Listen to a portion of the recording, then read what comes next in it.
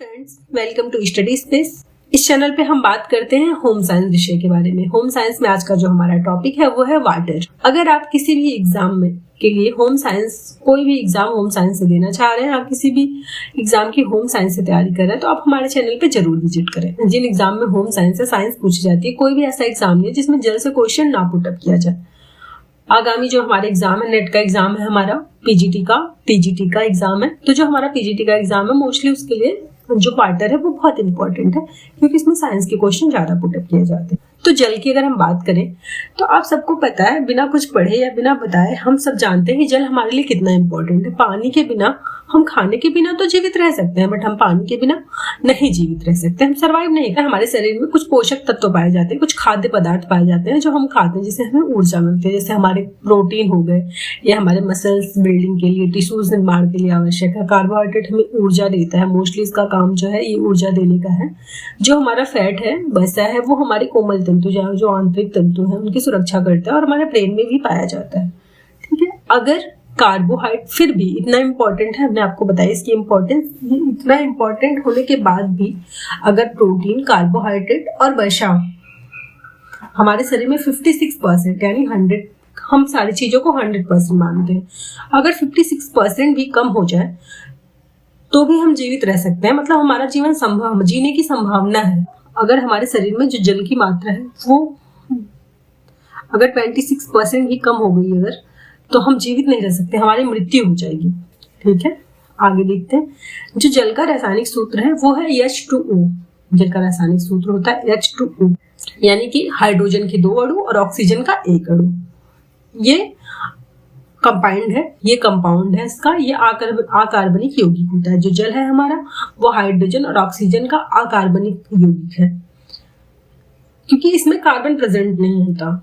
Mostly protein में carbon होता है, कार्बोहाइड्रेट में कार्बन होता है, फैट में, लेकिन इसमें कार्बन प्रेजेंट नहीं होता, इसलिए इसे अकार्बनिक यौगिक कहा जाता है। जितने भी हमारे मिनरल है लगभग वो सारे अकार्बनिक यौगिक हैं। हमारे शरीर में लगभग 70% जो भाग है वो जल का है। हमारे शरीर में 70% जल, हमारी जो बॉडी है उसमें 70% जल पाया जाता है, और बाकी 30% अन्य पदार्थ जो कार्बोहाइड्रेट, फैट, वसा, फास्फोरस, कैल्शियम, मैग्नीशियम, जितने भी हमारे मिनरल्स हैं, चाहे माइक्रो चाहे मैक्रो मिनरल्स हैं, दोनों प्रकार के मिनरल ओनली 30% हमारी बॉडी में होते हैं। जो मोटे व्यक्ति होते हैं, जैसे जो हेल्दी होते हैं शरीर में, उन लोगों में जो जल की मात्रा होती है वो कम होती है और फैट की मात्रा अधिक होती है, क्योंकि उनके अंदर जो जल की मात्रा होती है वो फैट ले लेता है। बच्चों के शरीर में पानी की जो अधिक वसा होती है, वयस्कों की अपेक्षा जो बच्चे होते हैं उनके शरीर में पानी, आप देखिए जब हम थोड़े छोटे थे, फिर धीरे धीरे हम, क्योंकि हम तब दुबले पतले, धीरे धीरे जब हम बड़े होते हैं तो हमारे शरीर में जो जल होता है उसकी जगह टिश्यूज लेने लगते हैं, मसल्स लेने लगती हैं। ठीक है, इसलिए मोटे लोगों में जल की मात्रा कम और वसा की मात्रा अधिक होती है। बच्चों के शरीर में पानी अधिक और वसा की मात्रा कम होती है।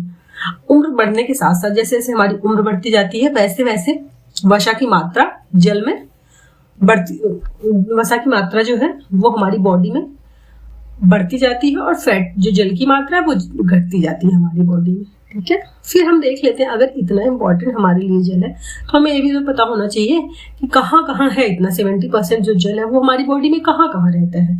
वाटर इन आवर बॉडी, तो ये अंतःकोशिका द्रव्य में, जो हमारी अंतःकोशिकाएं द्रव्य होती हैं, जो अंतःकोशिकाएं द्रव्य यानी कि आपको पता है लिक्विड, जो हमारे अंतःकोशिकाएं होती हैं उनमें लगभग जल की मात्रा 50% पाई जाती है, सबसे अधिक। बाह्य कोशिका में जैसे हमारी स्किन हो गए उसमें 17%। रक्त प्लाज्मा, जो ब्लड के ऊपर येलोइश कलर का येलोइश पदार्थ होता है उसे रक्त प्लाज्मा कहते हैं। रक्त प्लाज्मा में 4%, लसिका द्रव्य में 7% और ऊतक में 6% पाई जाती है। लगभग 60 to 70% जो हमारी ये पूरी, ये मिला के तो सेल्स ही हैं, हमारे टिश्यूज ही हैं, ये पूरे मिला के लगभग 60 to 70% हमारे सेल्स में पाई जाती है। बाकी जो शेष बचता है 1-2% अस्थि और दांतों में। ऐसा नहीं कि अस्थि और दांतों में हमारे वाटर नहीं होता, बस बहुत कम मात्रा में होता है। ठीक है, अब हमने ये जान लिया कि वाटर हमारे लिए इतना इम्पोर्टेंट है, और वाटर में जो है वो हमारे शरीर में कहाँ कहाँ है। तो हमें ये भी जानना पड़ेगा कि हमें मिलता कहाँ से इतना। अगर 70% वाटर हम ले रहे हैं तो इतना वाटर तो हम पीते नहीं है जनरली। तो हम देख लेते हैं कि सोर्स क्या है वाटर का हमारी बॉडी में, जो जा रहा है वाटर किस सोर्स से जा रहा है, कौन सा वो सोर्स है जिस सोर्स से हम वाटर लेते हैं। सबसे पहले तरल रूप में, इसे दो रूप में बांटा गया, एक तरल रूप में और एक ठोस रूप में। जो तरल रूप होता है उसमें चाय, लस्सी, छाछ, कार्बनिक पेय पदार्थ जैसे हम कोल्ड ड्रिंक वगैरह पीते हैं, ये सब तरल माध्यम से हमारी बॉडी में जाता है।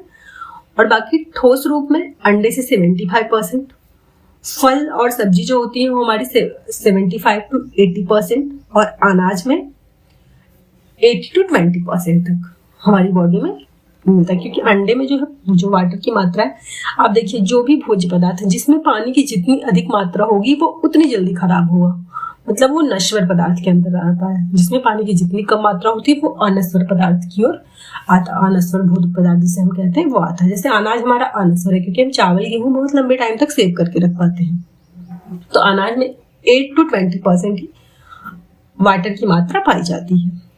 तो अंडे में 75%, फल और सब्जी में 75 to 80%। इसलिए देखिए फल सब्जी 2 दिन से ज्यादा हम नहीं रख पाते हैं क्योंकि खराब हो, बहुत सारी सब्जियां तो 1 दिन में ही खराब हो जाती है। अब गर्मी में और भी ज्यादा जल्दी खराब होता है। फिर देखते हैं ऑक्सीडेशन, यानी कि जब हमारी बॉडी में जब हम जो भोज्य पदार्थ लेते हैं, जब वो हमारी बॉडी में ऑक्सीडेशन होता है उसका, जब उसका अवशोषण होता है तो वो कितने % हमें देता है, इसके थ्रू भी हमें मिलता है। ये भी एक कार्य, जैसे पहला हो गया तरल रूप में, दूसरा ठोस रूप में, और तीसरा ऑक्सीडेशन से, ऑक्सीडेशन प्रोसेस से, अवशोषण के प्रोसेस से हमें जो जल मिलता है वो कितना मिलता है। तो ऑक्सीडेशन के प्रोसेस से जो हमें जल मिलता है, 1 ग्राम अगर हम कार्बोहाइड्रेट लेते हैं तो 0.6 ग्राम वाटर मिलता है। 1 ग्राम कार्बोहाइड्रेट जब हम खाएंगे, जो हमारी बॉडी में 1 ग्राम कार्बोहाइड्रेट का अवशोषण होगा यानी ऑक्सीडेशन होगा तो 0.6 ग्राम वाटर मिलेगा। 1 ग्राम फैट से 0.4 ग्राम वाटर मिलेगा। जब 1 ग्राम फैट का हमारी बॉडी में अवशोषण होगा यानी ऑक्सीडेशन होगा तो 0.4 ग्राम वाटर मिलता है। जब 1 ग्राम प्रोटीन का हमारी बॉडी में ऑक्सीडेशन होता है तो 1.0 ग्राम वाटर मिलता है। ठीक है, चयापचय क्रियाओं से, जो हमारे अंदर चयापचय क्रियाएं होती हैं, इनसे भी हमें वाटर की प्राप्ति होती है, लगभग 300 से 400 ग्राम।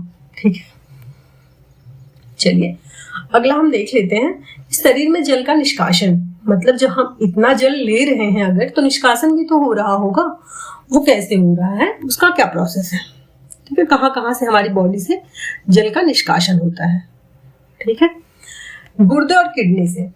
जो किडनी है, गुर्दा, उसी को इंग्लिश में किडनी या लीवर कह सकते हैं आप, तो उसमें मूत्र से के रूप में लगभग 1.5 लीटर जल शरीर से बाहर निकल जाता है। सबसे अधिक यहीं से निकलता है। बड़ी आंत और मल द्वारा भी बाहर निकलता है। 100 मिलीलीटर जल बाहर निकलता है। ठीक है, 100 ml।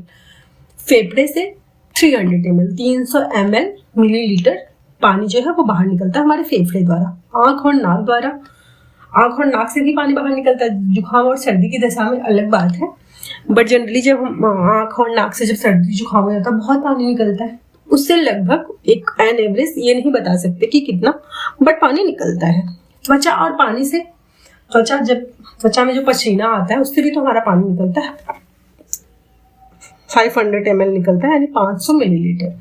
धात्री माता दूध में, जैसे हम जब माँ लैक्टेशन जो वुमन होती है, जब वो दूध पिलाती है बच्चे को, दूध में भी तो पानी की मात्रा होती है, तो लगभग दूध से भी पानी बाहर निकलता है। ये सारे कारण है हमारे, मतलब ये सारी चीजें हैं जिससे हम पानी बाहर निकलता है हमारी बॉडी से, पानी का निष्कासन होता है हमारी बॉडी से। ठीक है, चलिए आगे भी है वाटर, हम बात करेंगे नेक्स्ट वीडियो में।